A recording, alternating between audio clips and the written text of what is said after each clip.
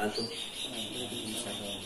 Alhamdulillah, wassalatu wassalamu ala rasulillah wa ala alihi wa ashabihi wa man tabi'ahu wa wala. Rabbi shrah li sadri wa yassir li amri wa hlul 'uqdatam min lisani yafqahu qawli. Subhanaka la ilma lana illa ma 'allamtana innaka antal alimul hakim. Amma ba'du. Mari kita memulai pertemuan kita pada sore hari ini dengan sama-sama mohon petunjuk pada Allah Subhanahu wa taala. Al-hadiniyah Al-Fatihah. A'udzubillahi minasyaitonir rajim.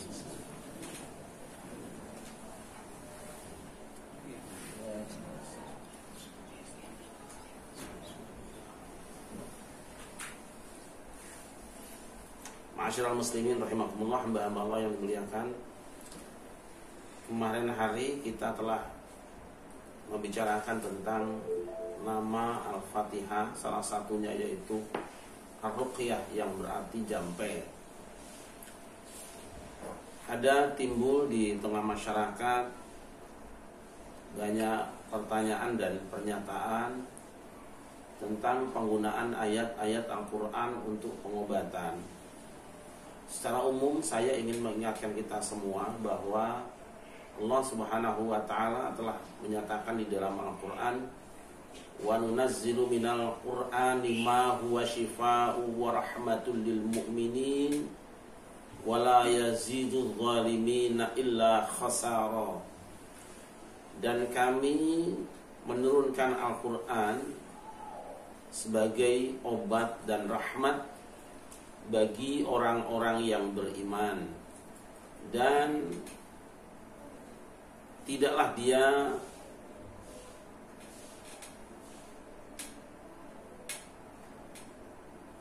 tidak menambahi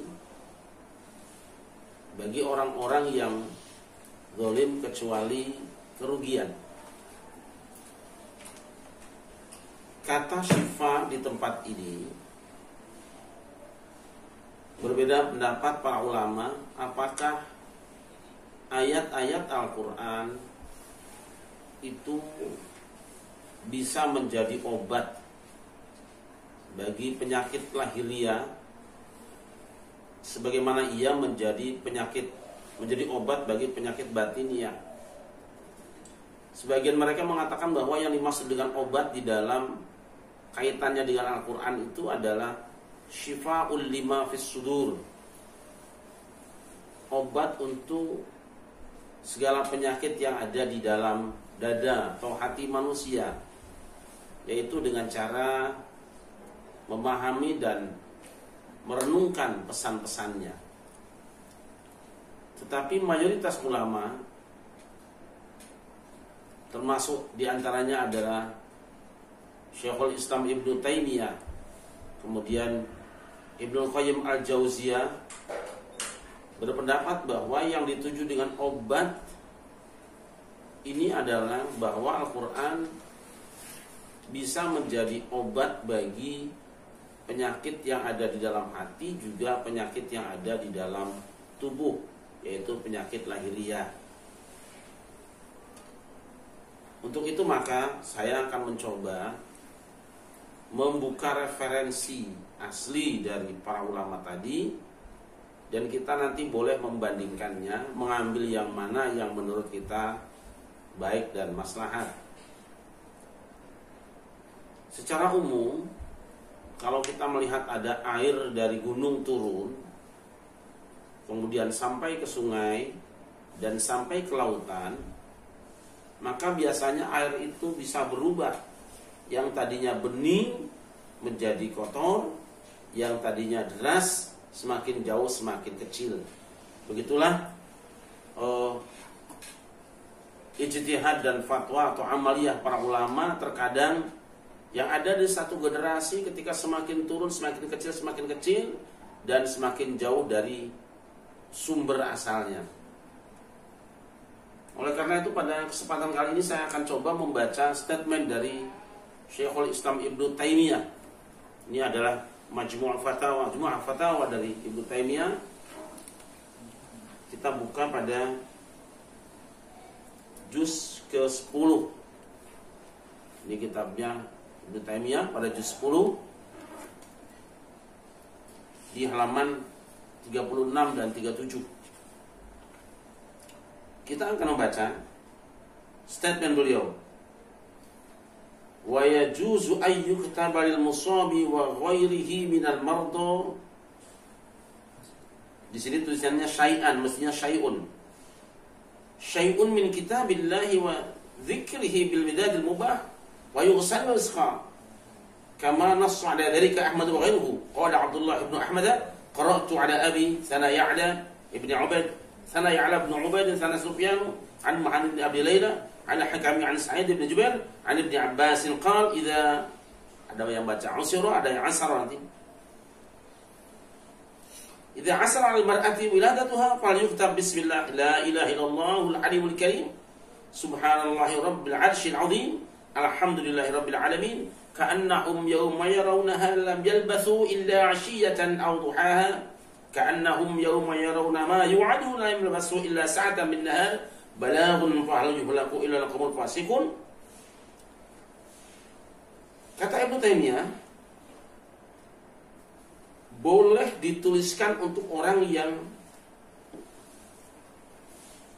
ditimpa oleh satu musibah atau penyakit atau yang lainnya, dituliskan dari kitabullah serta zikir atau nama-nama Allah, dituliskan menggunakan tinta yang mubah, kemudian dibasuh dan diminumkan kepada orang yang diobati, sebagaimana telah dinyatakan oleh Al-Imam Ahmad dan yang lainnya. Telah berkata Abdullah bin Ahmad, aku membaca pada ayahku mengatakan telah meriwayatkan padaku siapa Ya'la bin Ubaid, dari menceritakan padaku Sufyan, dari Muhammad bin Abi Layla, dari Hakam, dari Sa'id bin Jubair, dari Ibnu Abbas radhiyallahu anhu. Beliau mengatakan, apabila ada seorang wanita yang kesulitan melahirkan, maka tuliskanlah untuknya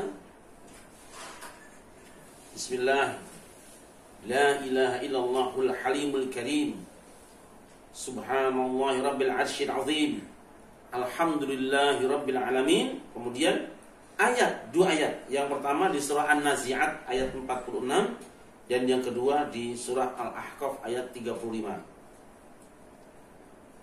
Jadi kita tulis zikir tadi, la ilaha illallahul halimul karim. Kemudian dua ayat tadi ditulis pada kertas menggunakan mangsi atau tinta yang mubah. Kemudian kertas tadi kita lebur, dihancurkan tulisannya, maksudnya dibasuh, dibuang, direndamkan tulisannya. Kemudian air yang bekas rendeman atau meleburan tulisan ayat Quran tadi diminumkan kepada orang yang kesulitan melahirkan. Qala bi sana Aswad bin Amir bisnadi bi ma'nahu. Ayahku kemudian mengatakan telah bercerita pada kami juga Aswad bin Amir dengan isnad yang semakna dengan ini.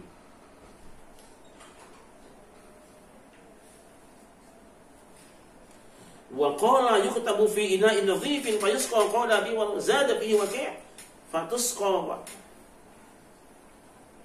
yundahu ma duna suratiha. Qala Abdullah ra'aitu abi yaqulu min jam fi jamin aw syai' nadhifin.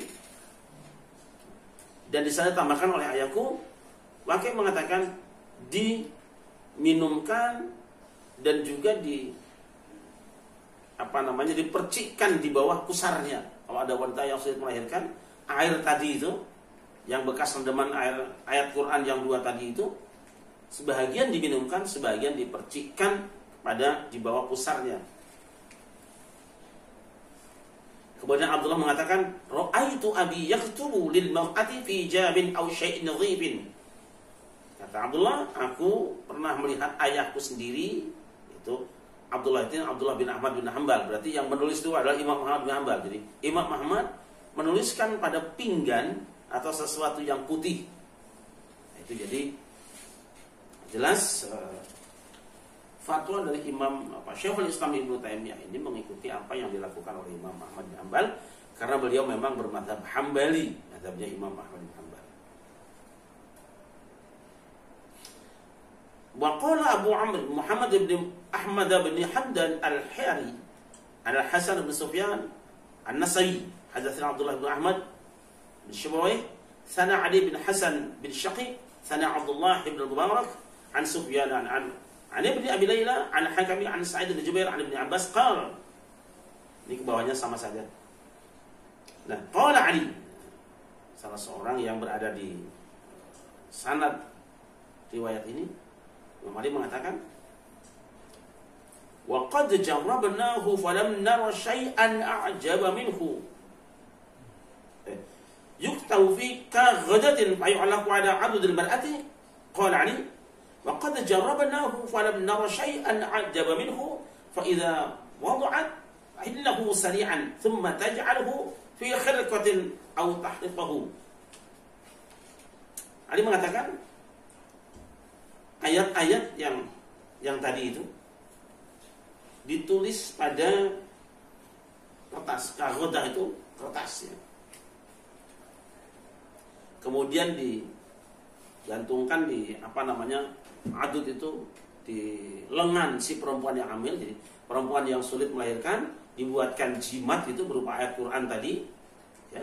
Kemudian dijadikan isim yang diikatkan di lengan si perempuan tadi. Kami telah mencoba dan hasilnya kami tidak pernah menyaksikan ada sesuatu yang lebih mengagumkan daripada itu. Dan apabila wanita telah melahirkan, buru-buru dia lepaskan atau dia disimpan di tempat yang lain atau membakarnya, selendangnya atau dibakar dia.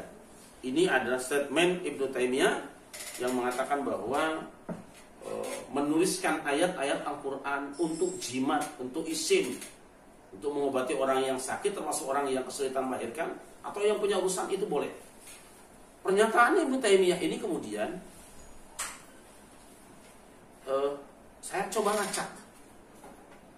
Ternyata sumbernya itu berasal dari sebuah kitab hadis, Al-Kitabul Musannaf, karya Al-Imam Al-Hafidh Abu Bakar Abdullah bin Muhammad bin Abi Syaibah, Ibnu Abi Syaibah. Jadi kita menemukan sumber aslinya dalam kitab hadis yang namanya Musannaf karya Ibnu Abi Syaibah. Ini pada juz yang kelima, halaman yang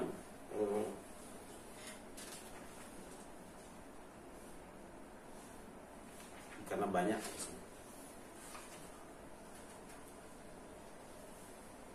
Juz kelima halaman 39. Ini sama hadisnya.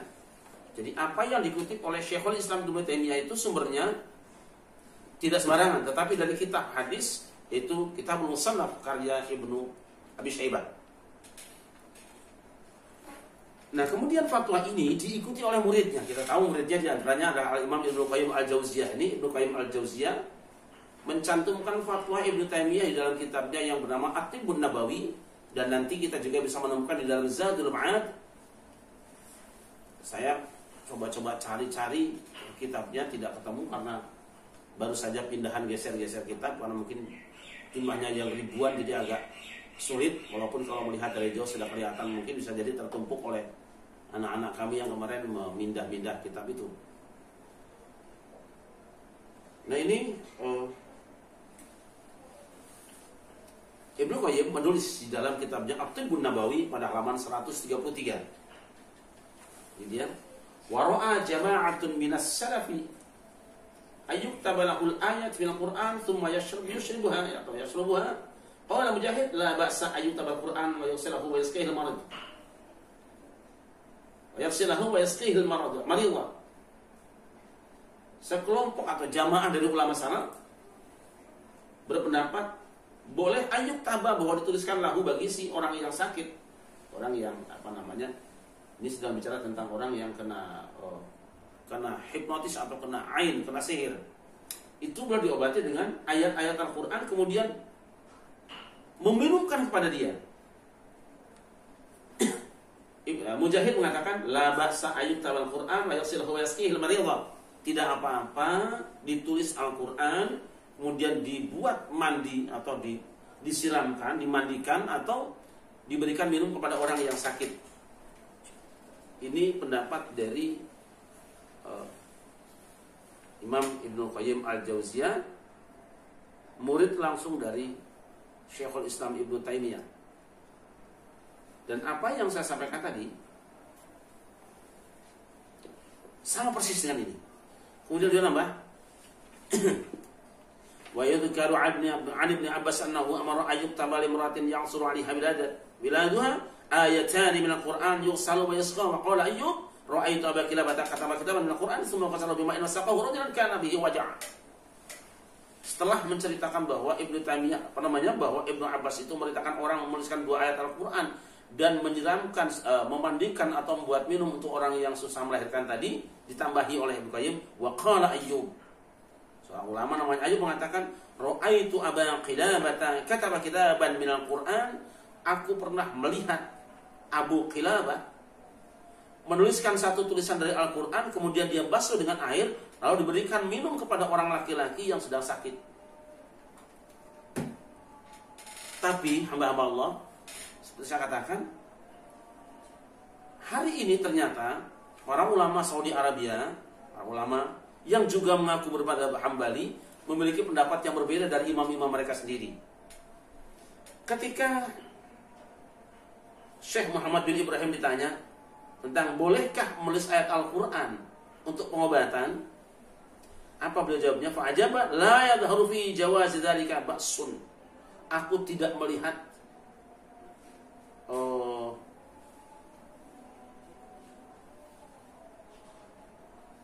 maaf. Ini saya salah kutip.